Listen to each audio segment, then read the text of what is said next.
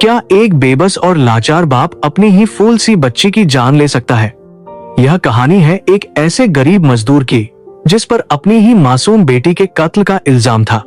अदालत में वह खामोश रहा और एक सख्त महिला जज ने उसे सरेआम पूरे शहर के सामने भीख मांगने की ऐसी भयानक सजा दी जिसने इंसानियत को शर्मसार कर दिया। लेकिन फैसले वाले दिन उस फटेहाल मजदूर का एक ऐसा भयानक सच दुनिया के सामने आया कि खुद जज ने अपनी कुर्सी से उतरकर उसे सैल्यूट ठोक दिया। आखिर उस गरीब बाप के फटे कपड़ों के पीछे कौन सा राज दफन था जिसने पूरे शहर को रुला दिया? अगर आपको ऐसी ही दिल को छू लेने वाली कहानियां पसंद हैं, तो अभी चैनल को सब्सक्राइब कीजिए, वीडियो को लाइक कीजिए और कमेंट करके जरूर बताइए कि आप किस शहर से देख रहे हैं। शहर के बीचों बीच बनी वह पुरानी और विशाल अदालत हमेशा की तरह खचाखच भरी हुई थी। बाहर आसमान में काले घने बादल छाए हुए थे और रुक रुक कर तेज बारिश हो रही थी, लेकिन अदालत के अंदर का माहौल बाहर के मौसम से भी ज्यादा भारी और घुटन भरा था। आज कमरा नंबर 3 में वह मुकदमा सुनाया जाने वाला था जिसने पिछले कुछ दिनों से पूरे शहर की रूह कंपा दी थी। यह कमरा शहर की सबसे सख्त और निडर जज देविका शर्मा का था। देविका शर्मा एक ऐसी जज थी जिनके नाम से ही बड़े बड़े और खूंखार मुजरिम थर थर कांपते थे। अपनी पूरी जिंदगी में कभी किसी कातिल पर तरस नहीं खाया था। उनकी आंखों में एक ऐसी ठंडी चमक होती थी जो सामने वाले के दिल का हर राज खींच लेती थी। आज उनके सामने कटघरे में एक ऐसा आदमी खड़ा था जिससे पूरा शहर पागलों की तरह नफरत कर रहा था। उसका नाम राम सिंह था, एक ऐसा गरीब और लाचार सा दिखने वाला मजदूर जिस पर एक ऐसा खौफनाक इल्जाम था जिसे सुनकर किसी भी इंसान का खून खौल उठे। उस गरीब बाप पर अपनी ही 8 साल की मासूम और इकलौती बेटी मीना का बेरहमी से कत्ल करने का इल्जाम था। पुलिस की भारी भरकम फाइल बता रही थी कि कैसे इस लालची बाप ने चंद पैसों के लालच में आकर अपनी ही फूल सी बच्ची का गला घोंट दिया। सरकारी वकील अपनी पूरी ताकत से चिल्ला चिल्लाकर अदालत को बता रहा था कि यह राम सिंह कोई इंसान नहीं बल्कि एक वहशी जानवर है। वकील के मुंह से निकलने वाले हर एक शब्द के साथ अदालत में बैठे लोगों की आंखों में राम सिंह के लिए नफरत की आग और ज्यादा भड़क रही थी। लोग आपस में फुसफुसा रहे थे कि ऐसे दरिंदे बाप को तो बीच चौराहे पर सरेआम फांसी दे देनी चाहिए। अदालत के बाहर भी बहुत भीड़ जमा थी और लोग राम सिंह को मौत की सजा देने की मांग कर रहे थे। लेकिन इन सबके बीच राम सिंह एकदम खामोश खड़ा था। उसके कपड़े जगह जगह से तार तार हो चुके थे। उसके चेहरे पर मिट्टी और कई दिनों के जमे हुए खून के गहरे निशान थे। उसके उलझे हुए बाल उसके कारी माथे पर बिखरे थे और उसके हाथों में भारी लोहे की जंजीरें बंधी हुई थी।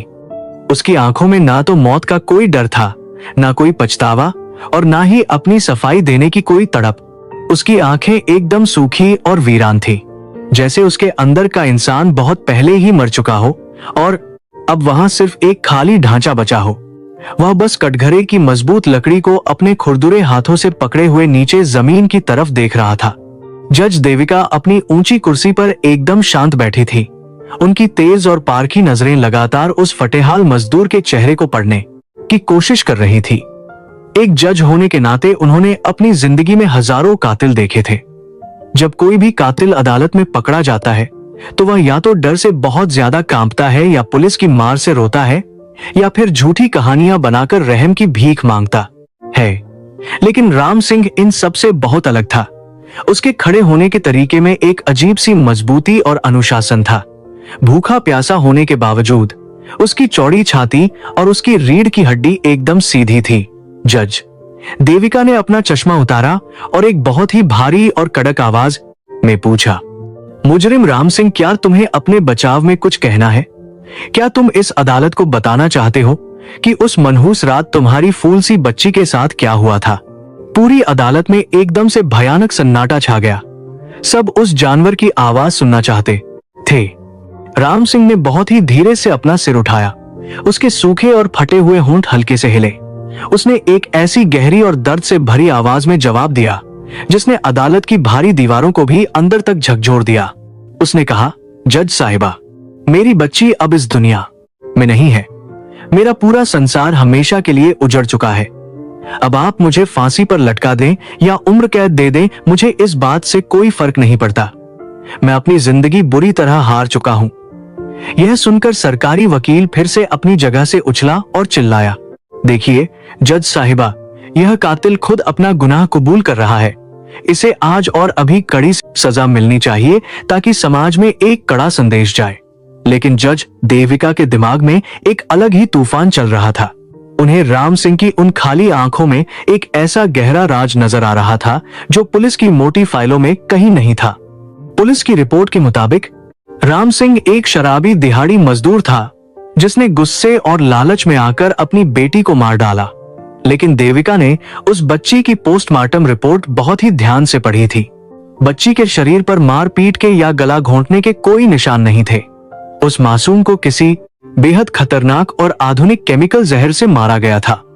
एक ऐसा जहर जो किसी आम मजदूर के पास होना नामुमकिन था। इसके अलावा जब पुलिस ने राम सिंह को गिरफ्तार किया था तो वह अपनी बच्ची की लाश के पास बैठकर पागलों की तरह रो नहीं रहा था, बल्कि वह चौकन्ना होकर अपने चारों तरफ ऐसे देख रहा था जैसे किसी बहुत बड़े खतरे का इंतजार कर रहा हो। एक आम शराबी कातिल ऐसी हरकत कभी नहीं कर सकता। देविका को अपने लंबे तजुर्बे पर पूरा यकीन था कि यह फटेहाल आदमी कातिल नहीं है, बल्कि यह किसी बहुत बड़ी और खौफनाक बात को छुपाने के लिए अपनी खुद की जान दांव पर लगा रहा है। लेकिन देश का कानून सिर्फ सबूत मांगता है, जज्बात नहीं। देविका जानती थी कि अगर उसने राम सिंह को आज ऐसे ही मौत की सजा सुना दी तो एक बहुत बड़ा सच हमेशा हमेशा के लिए उसी के साथ दफन हो जाएगा। उन्हें किसी भी तरह से इस आदमी के गुरूर और इसकी इस भयानक खामोशी को तोड़ना ही होगा। देविका ने अपना भारी हथौड़ा मेज पर जोर से पटका और एक ऐसा अजीब फैसला सुनाया जिसने पूरी अदालत के होश उड़ा दिए। उन्होंने कहा, इस अदालत को अभी इस केस में कुछ और पक्के सबूतों की जरूरत है। पुलिस की जांच पूरी तरह से साफ और मुकम्मल नहीं है, इसलिए मैं इस मुजरिम को 7 दिन की मोहलत देती हूँ। लेकिन इसके साथ मेरी एक बहुत ही कड़ी शर्त है। राम सिंह, अगर तुम सच में एक लाचार और बेगुनाह पिता हो तो तुम्हें अपना यह गुरूर और यह खामोशी तोड़नी होगी। तुम्हें इस शहर के सबसे भीड़-भाड़ वाले इलाके, उसी घंटाघर चौक पर जहां तुम्हारी झोपड़ी है, वहां जाकर पूरे 7 दिन तक सुबह से लेकर रात तक बैठना होगा और भीख मांगनी होगी। तुम वहां एक आम भिखारी की तरह फटे कपड़ों में जमीन पर बैठोगे और तुम्हारे गले में एक तख्ती होगी जिस पर लिखा होगा कि मैं अपनी बेटी का कातिल हूँ। इस दौरान तुम अदालत और पुलिस की कड़ी निगरानी में रहोगे।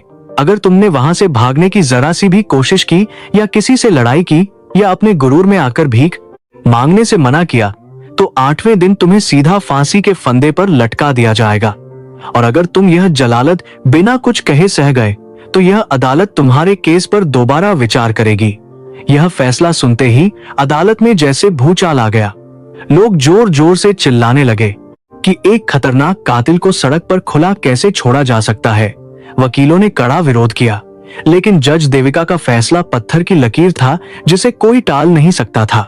सब यही सोच रहे थे कि यह जज पागल हो गई है जो एक कातिल बाप से सरेआम भीख मंगवा रही है। लेकिन कोई ये नहीं जानता था कि देविका ने यह खौफनाक शर्त सिर्फ और सिर्फ राम सिंह को तोड़ने के लिए रखी थी। वह देखना चाहती थी कि एक बाप जिसने अभी अभी अपनी इकलौती बच्ची खोई है, क्या वह सरेआम अपनी इतनी भयानक बेइज्जती सह सकता है। जब राम सिंह ने यह अजीब सजा सुनी तो उसके मजबूत शरीर में एक हल्की सी कंपन हुई। उसने एक पल के लिए अपनी आंखें बंद की। उसके फौजी दिमाग में तेजी से कुछ चला। उसने एक लंबी गहरी सांस ली और जज देविका की तरफ देखकर बहुत ही शांत आवाज में बस इतना कहा, मुझे आपकी हर शर्त मंजूर है। अगले दिन सुबह होते ही शहर का सबसे भीड़ भाड़ वाला इलाका घंटाघर चौक भारी भीड़ से भरा हुआ था। यहाँ हमेशा लोगों का तांता लगा रहता था। चारों तरफ गाड़ियों का शोर, दुकानों की भीड़ और लोगों की भागदौड़ मची रहती थी। इसी चौक के ठीक बीचों बीच एक पुराने सूखे हुए फव्वारे के पास पुलिस की एक जीप आई और उसने राम सिंह को लाकर वहां छोड़ दिया। उसके शरीर पर वही फटे हुए गंदे कपड़े थे जिन पर उसकी बच्ची का खून लगा था। उसके हाथों की हथकड़ियां खोल दी गई थी, लेकिन सादे कपड़ों में पुलिस वाले चारों तरफ से उस पर कड़ी नजर रखे हुए थे।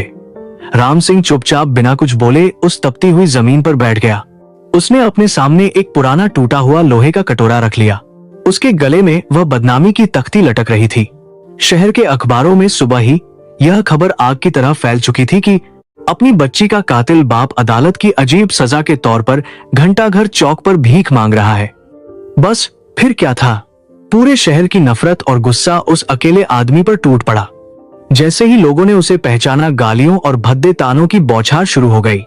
एक औरत जो अपने छोटे बच्चे को उंगली पकड़कर स्कूल छोड़ने जा रही थी, वह रुकी और उसने राम सिंह के चेहरे पर जोर से थूक दिया।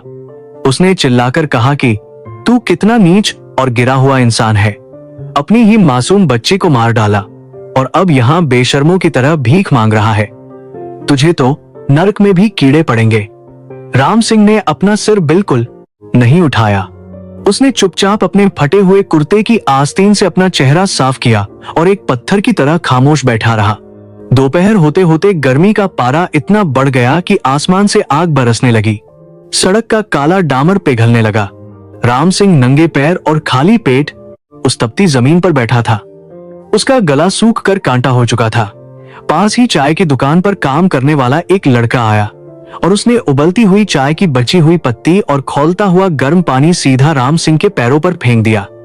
वह लड़का जोर से हंसते हुए बोला, ले कातिल, पी ले गर्म चाय और अपनी सजा का मजा ले।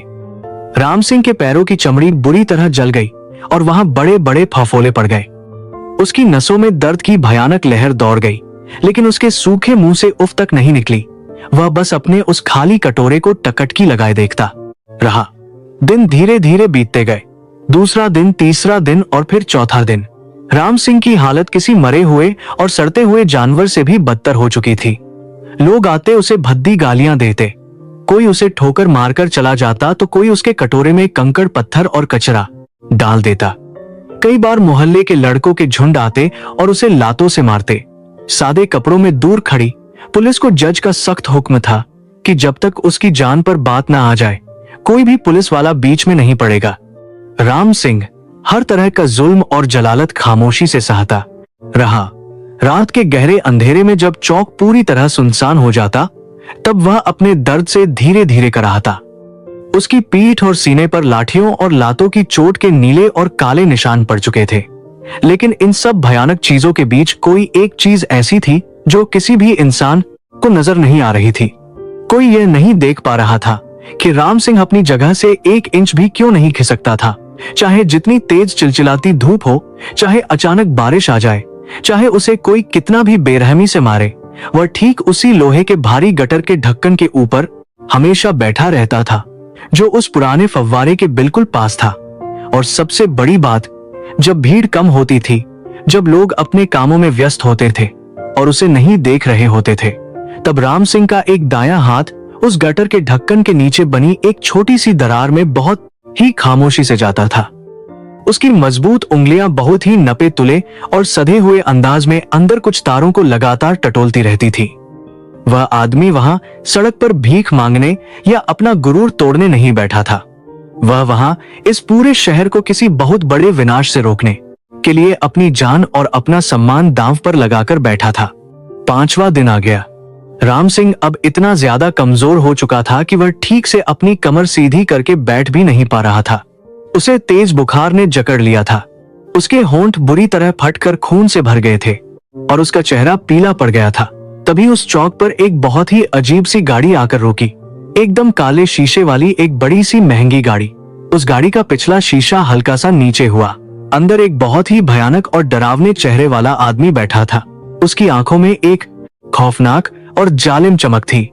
उसने सड़क पर बैठे राम सिंह की तरफ देखा और एक बहुत ही धीमी लेकिन खतरनाक मुस्कान उसके चेहरे पर आ गई।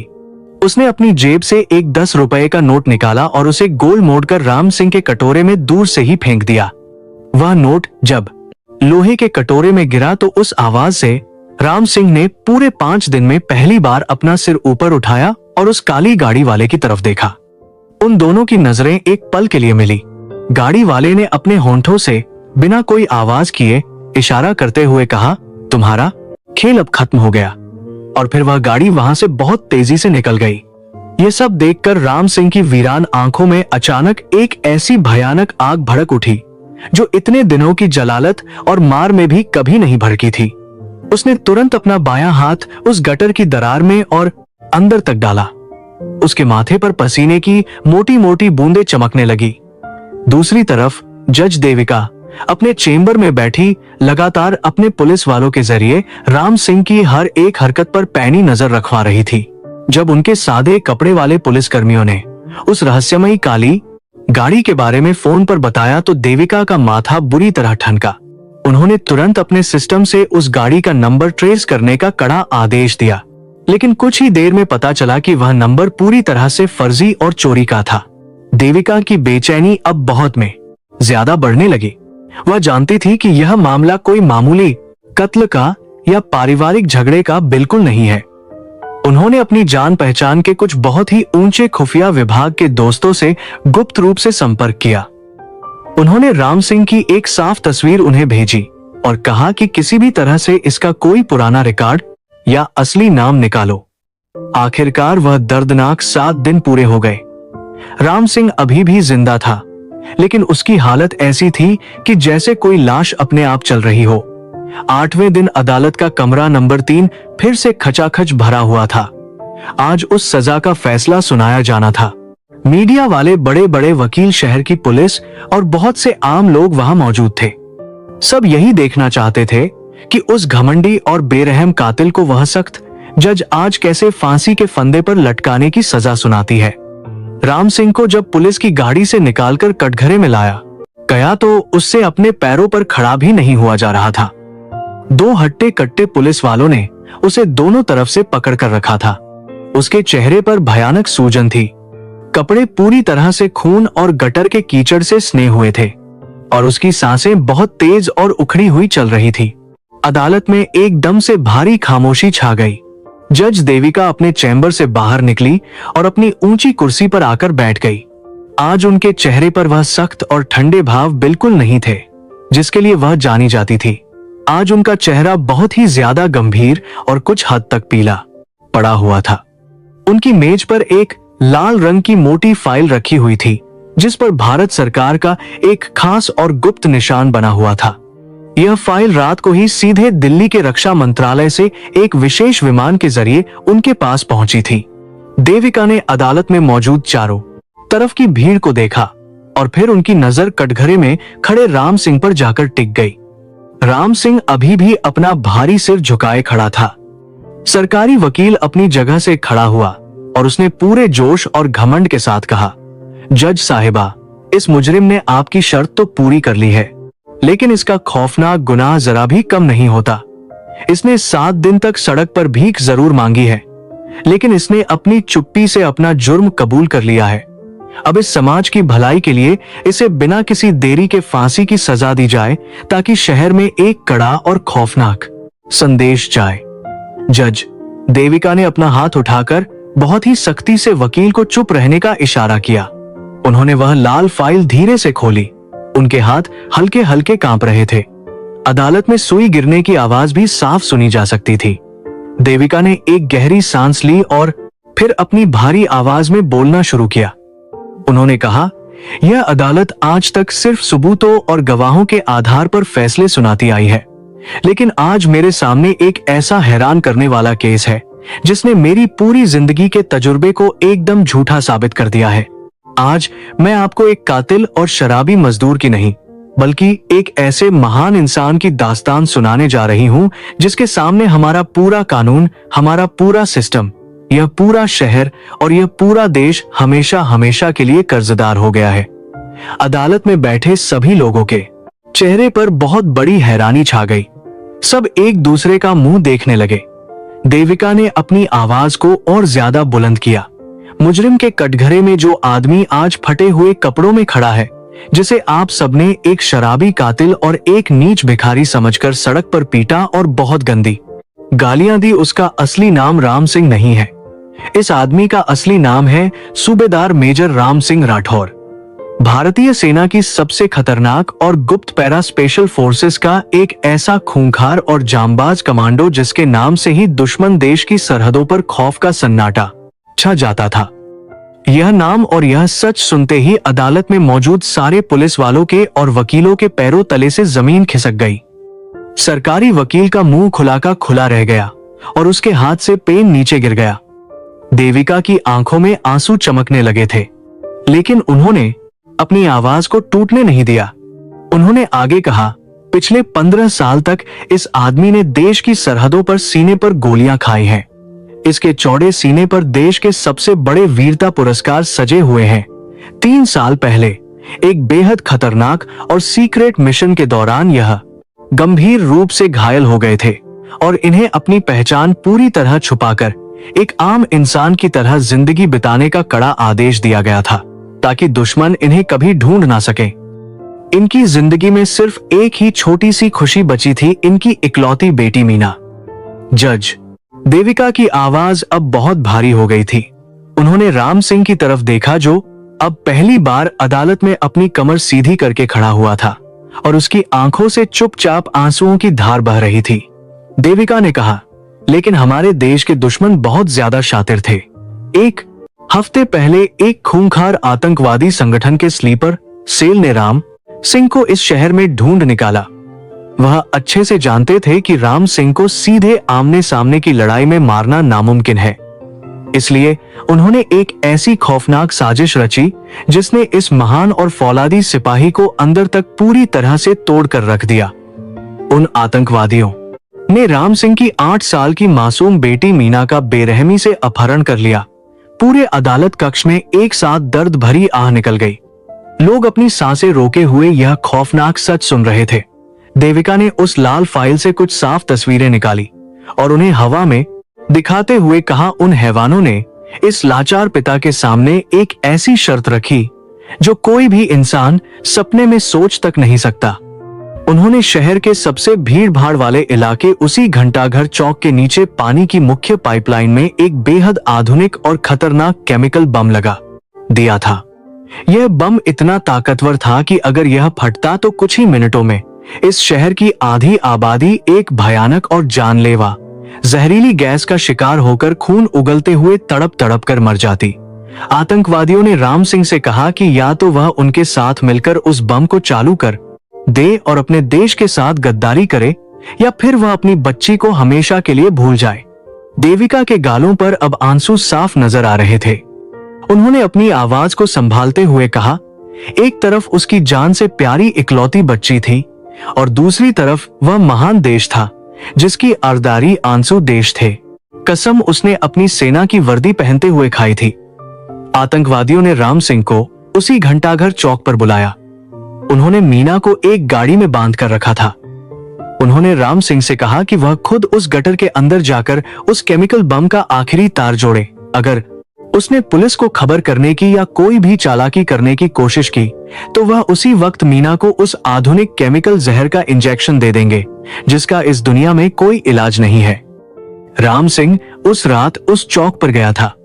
उसने उस भारी गटर का ढक्कन हटाया। उसके सामने वह भयानक मौत का सामान बम था। वह जानता था कि अगर उसने वह तार जोड़ दिया तो शहर पूरी तरह तबाह हो जाएगा और अगर उसने तार काट दिया तो वह अपनी बच्ची को खो देगा। उस महान पिता ने, उस भारत मां के सच्चे बेटे ने एक ऐसा फैसला लिया जिसे सुनकर इंसानियत भी खून के आंसू रो पड़े। उसने बम को चालू करने की जगह अपनी पूरी ताकत और फौजी तजुर्बे का इस्तेमाल करके उस बम के मैकेनिज्म को जाम कर दिया ताकि वह किसी भी हाल में फट ना सके। लेकिन जैसे ही उसने यह किया, उन आतंकवादियों ने अपनी खौफनाक धमकी पूरी कर दी। उन्होंने उसकी मासूम मीना को वह भयानक जहर दे दिया और उसकी तड़पती हुई लाश को उसी चौक पर फेंक कर वहां से फरार हो गए। अदालत में अब लोगों के जोर जोर से रोने की आवाजें गूंजने लगी थी। जो औरतों और आदमियों ने राम सिंह को सड़क पर गालियां दी थी, वे अपना सिर पकड़कर रो रहे थे। देविका ने हथौड़ा मारकर सबको शांत किया, लेकिन कहानी अभी खत्म नहीं हुई थी। राम सिंह बहुत अच्छे से जानता था कि उसने बम का हिस्सा सिर्फ जाम किया है, उसे पूरी तरह से बेकार नहीं किया जा सकता था। आतंकवादी अभी भी शहर में छुपे हुए थे और वह किसी भी वक्त दूर बैठे रिमोट से उस बम को फिर से चालू कर सकते थे। अगर पुलिस वहां जाती और बम स्क्वाड को बुलाती तो आतंकवादी दूर से ही बम को उड़ा देते।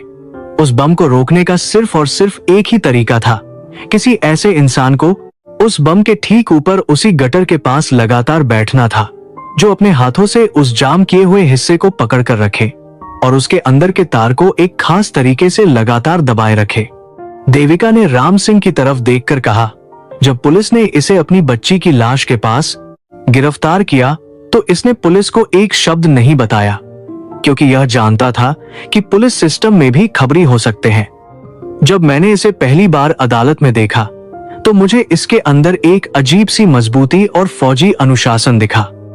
मैंने इसे 7 दिन तक भीख मांगने की अजीब सजा सिर्फ इसलिए दी थी क्योंकि मैं इसे तोड़ना चाहती थी और इसका सच जानना चाहती थी।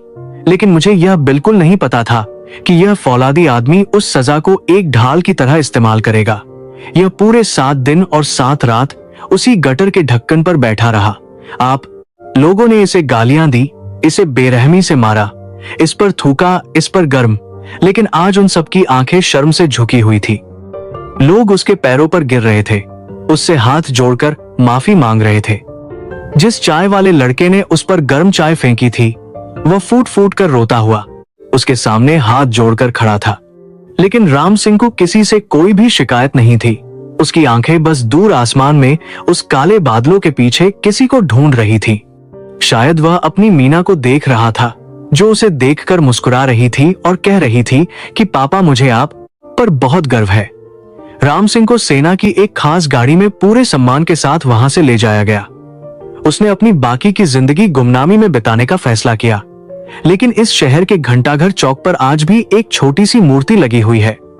वह मूर्ति एक छोटी बच्ची की है जो एक फौजी का हाथ पकड़े हुए खड़ी है, और वहां से गुजरने वाला हर इंसान आज भी उस मूर्ति के सामने अपना सिर झुकाकर ही आगे बढ़ता है। अपनी बाकी की जिंदगी गुमनामी में बिताने का फैसला किया। लेकिन इस शहर के घंटाघर चौक पर आज भी एक छोटी सी मूर्ति लगी हुई है। वह मूर्ति एक छोटी बच्ची की है जो एक फौजी का हाथ पकड़े हुए खड़ी है, और वहां से गुजरने वाला हर इंसान आज भी उस मूर्ति के सामने अपना सिर झुकाकर ही आगे बढ़ता है।